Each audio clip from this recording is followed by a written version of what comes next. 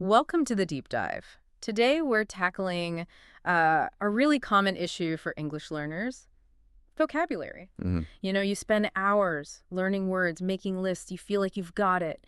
And then when you actually need the word in a conversation, poof, it's gone. Oh, absolutely. It's that gap, isn't it, Yeah, between knowing a word exists and actually, using it. It can be really frustrating. totally. Makes you feel like all that effort was for nothing. But look, today we're diving into a smarter way. We've looked at what really works, what fluent speakers and language experts actually do. Right. We've got 4 powerful techniques. Forget boring word lists. This is about learning and remembering vocabulary faster so you can actually use it. That's the goal, to get those words out of your head and into your active spoken English effortlessly. Exactly, building those strong mental connections. So let's dive in. Technique number 1, and this might sound a bit strange, is snap learning single words. Yes.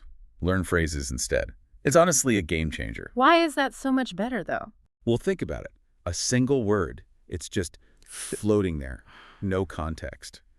It's like trying to remember just one number from a phone number. Hard, Yeah, right? it's much harder than the whole sequence. Exactly. Phrases give you that sequence, that context. They show you how the word actually works with other words. Okay, give us an example, like fast. Right. You can learn fast, means high speed. Yeah. Okay. But how do you use it? Now, learn as fast as possible. Ah, okay. Certainly you have a usable chunk. Get this done as fast as possible. Reply as fast as possible. It's practical. You're learning how to use it, not just what it means. Precisely. The grammar, the common partners, it's all there. Take help. Just knowing the definition isn't enough. But learn, can you help me with this? Or I need some help with. Those are ready to go. They're conversational building blocks. And you mentioned Mario learn more than one phrase for a word. Oh, definitely. That's where the real magic happens. Take excited.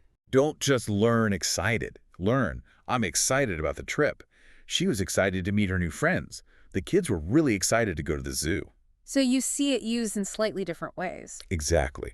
Different situations, different sentence structures. You're learning its versatility. Your brain starts to see these patterns, these chunks. Chunking. Yeah. Yeah. It makes retrieval faster. You're not just grabbing one piece, you're grabbing a whole familiar pattern. It built a much stronger memory. So the takeaway is ditch the single word lists. When you study, write down the whole phrase or sentence. Yes. So instead of just important, right, it's important to be on time. Spot on. Of You're course. seeing it in its natural habitat. That makes a huge difference for remembering and using it correctly. Okay, that makes a lot of sense. So technique 2. All right, technique 2 is all about personalization. Connect new words to your personal experiences. Making it meaningful to you, basically. Likely. Our brains are wired to remember things better if they have a personal connection, especially an emotional one. Linking a new word to something real in your life creates a much stronger memory trace. It's not abstract anymore, it's tangible, something you felt. Okay, let's try that. Like the word delicious. Great example. Don't just read the definition. Think. Really think about a food you absolutely love. Maybe that amazing cake you had last week. Okay, got one. Now say it out loud, connecting the word to that memory. That cake was delicious. Or, this pizza's delicious. Right, you're attaching it to the taste, the smell, the whole positive experience. Exactly. That experience becomes a hook for the word. It makes it vivid, relatable, much easier to recall. And this works for feelings too, right? Not just food. Absolutely. Take nervous. Don't just define it. Remember a time you genuinely felt nervous. Maybe before a job interview. Or a big test. Okay, yeah. Now say it. I was nervous before my job interview. Link the word directly to that feeling you had. Wow, yeah, I can see how that would make it stick much better. The feeling itself reminds you of the word. Exactly. You're using your existing network of memories and emotions. Words about your daily life, your feelings, your hobbies. They're easier because those connections are already there waiting to be linked. So here's a little challenge for everyone listening. Think of 3 new words you learned recently. For each one, create a sentence that connects it to your life. Something real. Doesn't have to be dramatic, just personal. That active step is key. You're thinking deeply about the word in your context. It really solidifies it. Okay, powerful stuff. Let's move to technique 3. This one seems simple, but maybe it's not. Use the new word immediately. It sounds obvious, right? Yeah. But so many learners skip this step.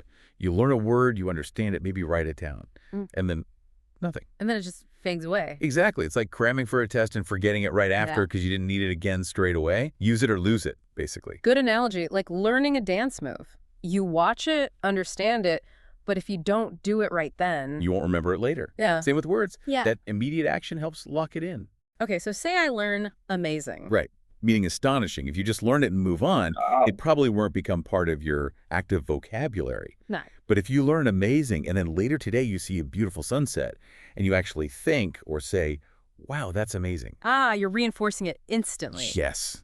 You're making that connection active. Let's try it now. Everyone listening, think of one new word you encountered recently. Right now, say it out loud in a sentence. Or whisper it if you need to. Just use it. That physical act of saying it, forming the sentence, it strengthens those neural pathways. It moves the word from passive recognition, just understanding it, to active recall, being able to use it. And a great way to practice this consistently is maybe a journal. Definitely. Try writing one sentence in a journal each day using a new word. If you learned motivated, write, I feel motivated to study English today. It's structured, consistent practice. And writing engages different brain parts too, right? It does. It adds another layer to the learning. What if you're not a writer? Can you just talk to yourself? Absolutely. Use new words in your daily activities. Making coffee. This coffee smells robust. See a nice flower. That flower is vibrant. Just consciously weave them into your thoughts or spoken words. The more you deliberately use them in different situations, the more natural they become. It cements the learning, transforms it from new word to my word. Okay, that's clear. Use it right away. Technique 4. Technique 4 builds on that. Read and listen more, but actively. Actively. What's the difference between that and just watching a movie in English? Big difference. Passive listening or reading is when you're just letting the language wash over you. You might get the gist, the main idea. Like binge watching a show. You follow the plot, but afterwards you can't remember any new phrases you heard. Exactly. That's passive consumption. Great for general exposure, but not focused vocabulary building. So active engagement means what? Paying closer attention. Yes. Consciously looking for new words and phrases, noticing them, trying to understand them in context. Okay, so watching that show, if I hear a word I don't know. Pause it. Repeat the word or phrase. Try to guess the meaning from the scene, the other words. Maybe jot it down. And crucially, Try to use it myself. yes, make your own sentence with it right then or soon after. That active processing is vital for retention.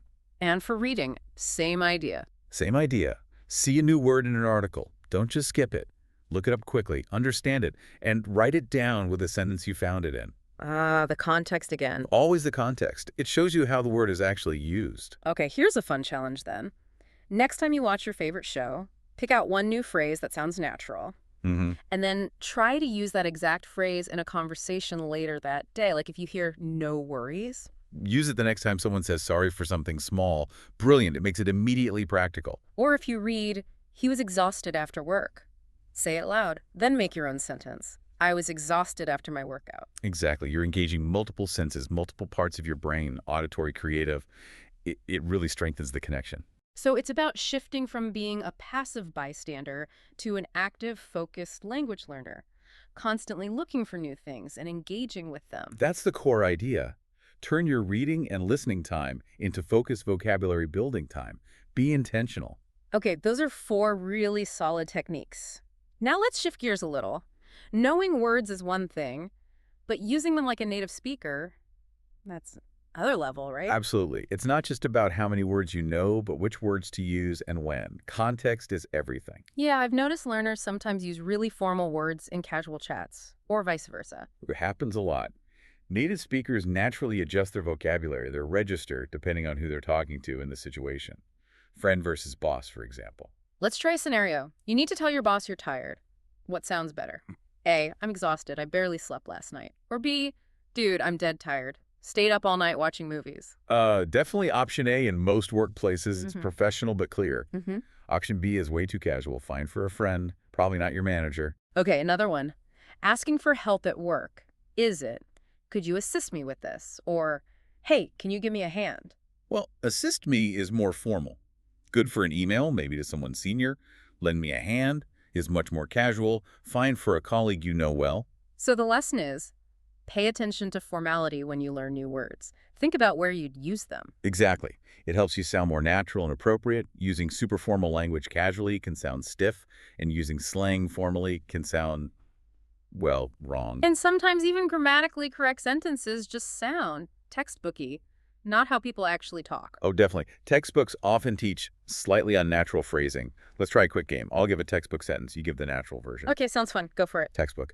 I did not understand what you said. Could you repeat that? Natural. Sorry, what was that? I didn't catch that. Could you say it again? Much shorter. Perfect. Next. This is very delicious. Natural. This is amazing. Or, wow, this tastes great. We don't usually say very delicious. Spot on. Last one. I am feeling very tired today. Natural. I'm exhausted. Or just, I'm so tired today. Simpler is often better. Exactly the point. Yeah. Often, simpler, more direct language is more natural in everyday English.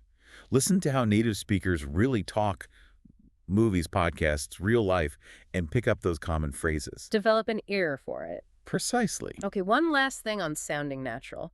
Filler words. Like, why do native speakers use them so much? Are they just bad habits? Not at all. They actually serve important functions. They make speech sound more relaxed, more conversational. They give you a split second to think, organize your thoughts. Ah, so they're not just noise. No, we help the flow. Imagine someone asks, how was the movie? Instead of just good, a native speaker might say, oh, it was really good. I mean, the ending was kind of surprising, Okay, yeah, that does sound more natural, less robotic. The fillers, make it sound like they're thinking aloud, which is normal in conversation. So things like well at the start of an answer. Means they're pausing to think. Yeah. At the end. Checking if you're following, or sometimes just habit. To clarify or explain something further, the key is not to overuse them. Too many can sound hesitant, but used naturally, they make you sound more authentic. So pay attention to how native speakers use them and maybe try incorporating them. Paraphrase. Yeah. It's another subtle layer of sounding natural. Wow, okay. Lots to think about there beyond just memorizing words. Now, the challenge. Time to put this into practice. Yes, listening is good, but doing is where the real learning happens. This challenge is designed to get you using these techniques right away. All right, here's your Day 2 challenge. Step 1. Pick 3 new words or phrases from everything we talked about today. Could be a vocabulary word, a natural phrase, even a filler word if you want to practice it. Step 2. For each one, make that personal connection. A memory, a sentence about your life, a phrase you can actually see yourself using. Like, I was exhausted after my final exam, or I'm excited about my trip next week, or even just practicing, that sounds great, as a response. Step 3, the most important bit. Use those 3 words or phrases today. Say them, write them, text them, just use them. The more you use them, the more they'll stick. And we'd love to hear from you. Leave a comment below this deep dive. Tell us your 3 words phrases, the sentence you made for each, and one way you plan to use them today. And if you want an advanced challenge, try to use each word or phrase at least 3 times today, maybe in slightly different ways. Really push yourself to integrate them. Okay, quick recap of the big 4 techniques. 1. Learn phrases, not single words. 2. Connect new words to your personal experiences. 3. Use new words immediately after learning them. And 4. Read and listen actively, focusing on vocabulary and context. And remember that real spoken English involves understanding formality, using natural phrases, and yes, even those filler words sometimes. It's about the whole picture of communication. Now get ready for our next deep dive. We're tackling something huge, understanding fast English speakers. Ooh, that's a big one.